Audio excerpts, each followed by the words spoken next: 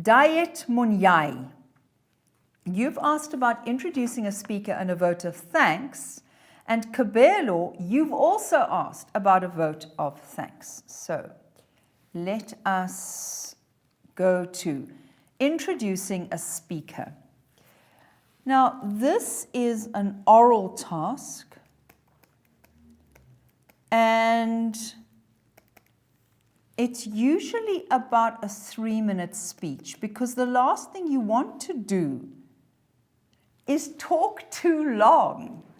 So that if you're introducing somebody for a sports award or something like that, you don't want to go on and on and on. They're the guest speaker. You want to hand over to that person so that that person shines on this particular evening. If you go on for too long, you take away their glory. Okay, so how should you introduce a speaker? I always want you to remember your gaps. So your genre is a speech introducing a speaker. Your audience, well, who are they? If it's a sports awards evening, parents, the learners who've achieved, everybody?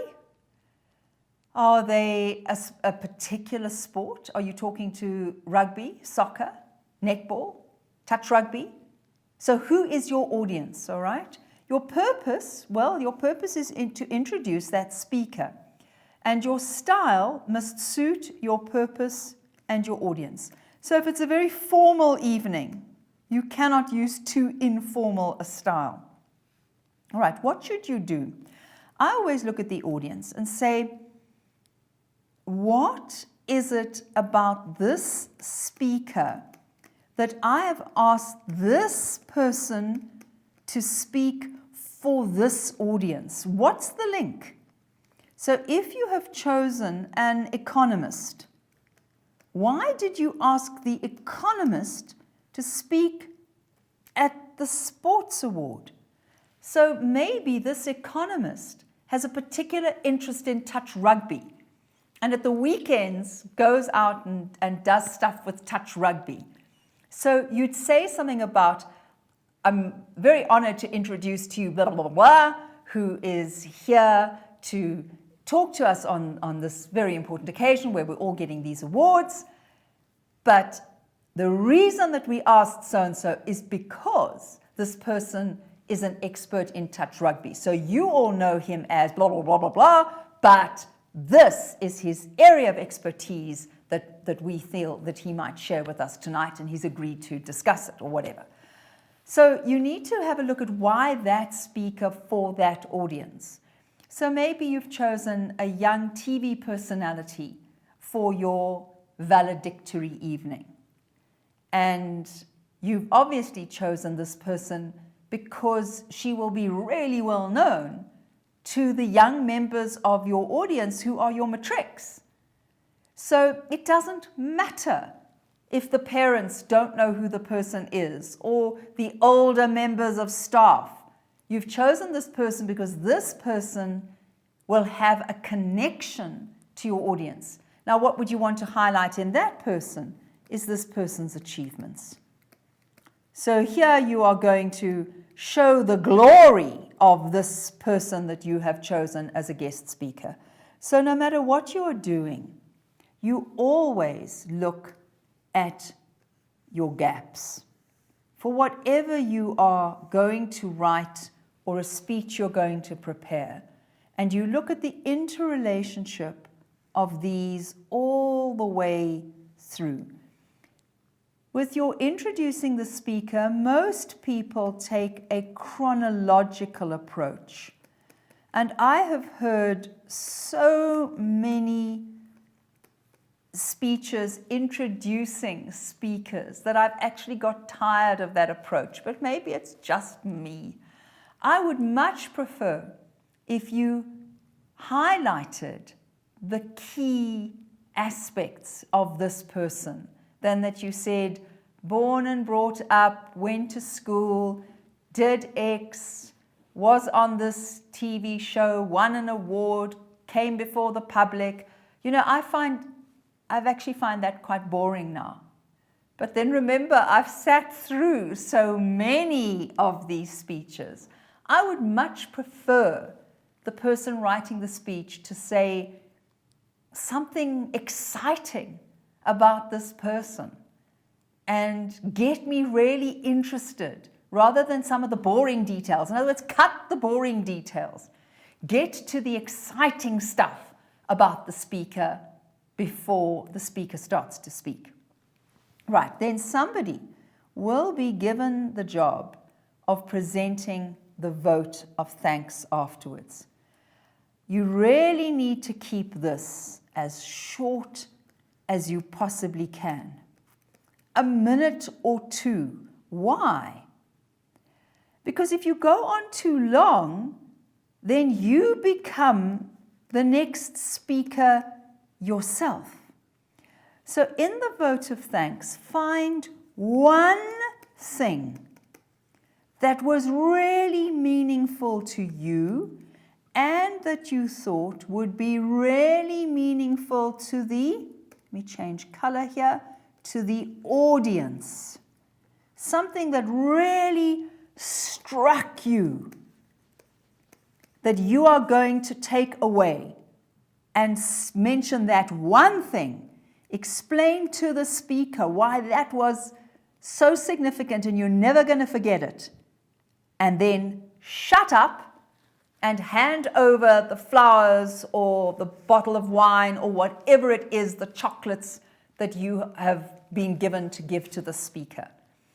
Because if you go on too long, again, it becomes another speech in itself. And people are going, we didn't come to hear you.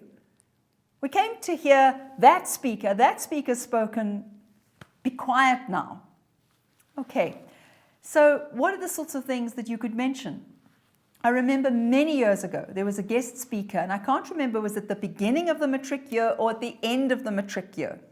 But this speaker told us all to go away and become cockroaches. And obviously that is going to stay with me forever because most people go, cockroaches. But obviously, thinking about it, it was about survival and not allowing anything, no matter how toxic, to destroy you. You know, you're spraying poison at these creatures and they go, hi, how are you doing? And you can have nuclear fallout and the cockroaches are going to be, hi, we're still here. So go away and be a cockroach. I've never forgotten that.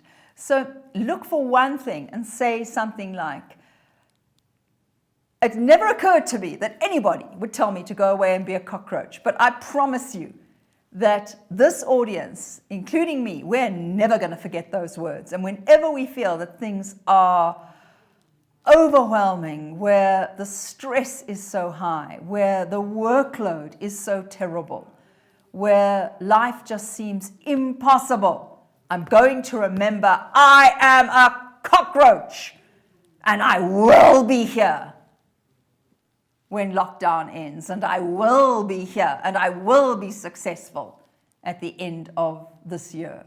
So be a cockroach. So that's the kind of thing you do. So I hope, right, that was diet. Okay, hope I've covered that. Kabelo, what is a vote of thanks? Told you about that. How do I write it? Told you about that. And then you said, just as a second question, what do we mean by technical vocabulary? All right, this is probably what you've done as part of your syllabus, and you've called it jargon. It's the vocabulary that we associate with a particular profession, a job, or a skill, or a field of study. And or sport. Every single field has its own technical vocabulary.